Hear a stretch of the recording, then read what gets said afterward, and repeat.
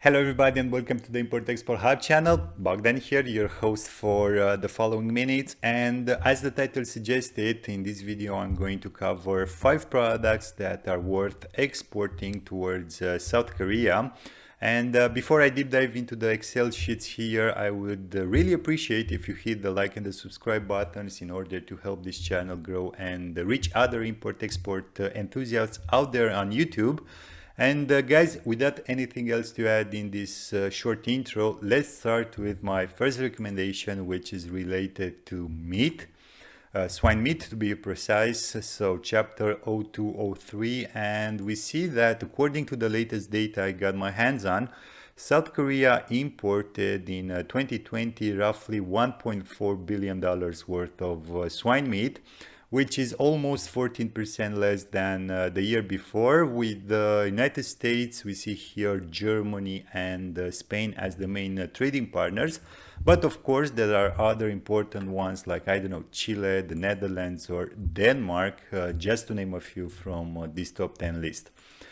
In terms of year-on-year changes, as I said earlier, the imports were down 14%. And besides Austria, who was the only country in this top 10 list who experienced growth, with the rest of them we have contractions, and we see contractions ranging from minus 4%, as in the case with Chile, to a staggering minus 39%, as is the case with Mexico, for example.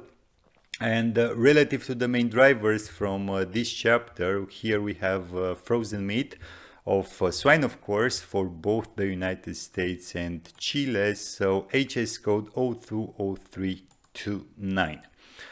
Now, moving on to my second recommendation, which is soya beans, whether or not broken. So chapter 1201. We see that in 2020, the overall imports amounted to some $604 million, with the United States, Brazil, and China as the main trading partners. Again, we have other important ones, although quite a few, like, I don't know, Canada, the Russian Federation, or Australia. In terms of year-on-year changes, the imports were up 8.5% with strong performance both in absolute and relative terms coming from Brazil, who managed to somehow dampen a little bit the overall decrease in relation with the United States, which, as we can see here, has the most weight for this chapter. Unfortunately, I don't have the split in terms of how the soya beans are being shipped, but personally, I'm guessing that containerization of the commodities is gaining momentum, and frankly, I wouldn't be surprised to see, I don't know, a 30% share of the volumes here being shipped in containers. Anyways, in terms of drivers, here there is no brainer, as you could have expected, and we have soya beans, whether or not broken, excluding those for sowing, who are driving, as we see here, most of the imports from Brazil and the Russian Federation. And guys, with this product also being covered, I'll now move on to my third recommendation, which is cheese and curd. So chapter 0406. And here we see a nice upward trend from 2016 onwards. And for 2020, the total imported value amounted to $629 million, roughly, with the United States, New Zealand, and Germany as the biggest trading partners. But there are other important ones like Australia, Italy, France, or Belgium, again, just to name a few from this top 10 list.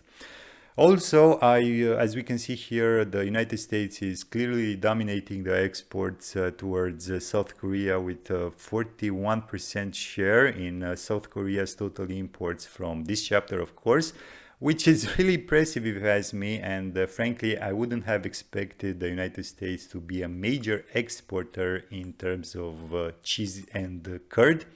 But as usual, with every single day passing by, we are learning something new.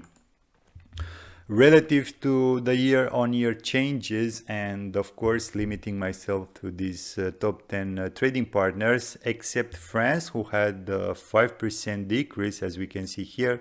With the rest of the trading partners, we see positive changes.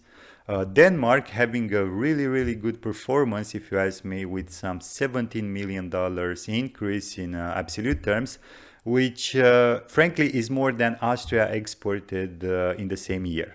So it seems that the Danes know their cheese. And as for the main import driver, again, the two examples have the same product. So fresh cheese for the imports coming from both Denmark and France. And guys, without anything else to add here, I'll now move on to my fourth recommendation. So bear with me, which is related to fodder. And we have here chapter 1214. So Swedes, fodder roots, alfalfa, and so on. So basically, we're talking here about forage products. And we see that for 2020, the total imported value amounted to some $324 million, with the United States, Australia, and Canada as the main trading partners. But as we can see in the table here, the United States is dominating again the trade exchanges with South Korea for this chapter also, with some 76% share in South Korea's total imports. Relative to the year-on-year changes, the imports contracted with some 7%, even though we see here some nice performances in relation with Canada, Spain, Italy, or New Zealand. As for the main drivers, HS code 121490 is driving the imports from both Australia and Canada.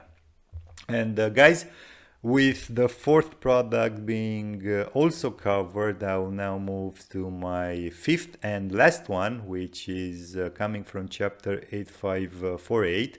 So we're talking here about waste and scrap of primary cells, primary batteries, and electric accumulators. And although the imports shrunk quite a lot in 2020, in relative terms, we still have some $480 million. Which is an impressive amount if you ask me, considering the fact that we're speaking here about scrap. And relative to the main trading partners, again, we see the United States clearly dominating with some 30% share in South Korea's total imports from this chapter, followed by Japan, and we have on the third place the United Arab Emirates. But of course that there are other important ones, and I will just name a few, like, I don't know, China, Canada, or Vietnam from this top 10 list. As I've said previously, the imports shrunk quite a lot, some 25%, with big contractions in relation with the United States, Japan, and the United Arab Emirates. But on the other hand, we have two positive changes in relation with Yemen and Libya. The latter almost doubling its exported value towards South Korea.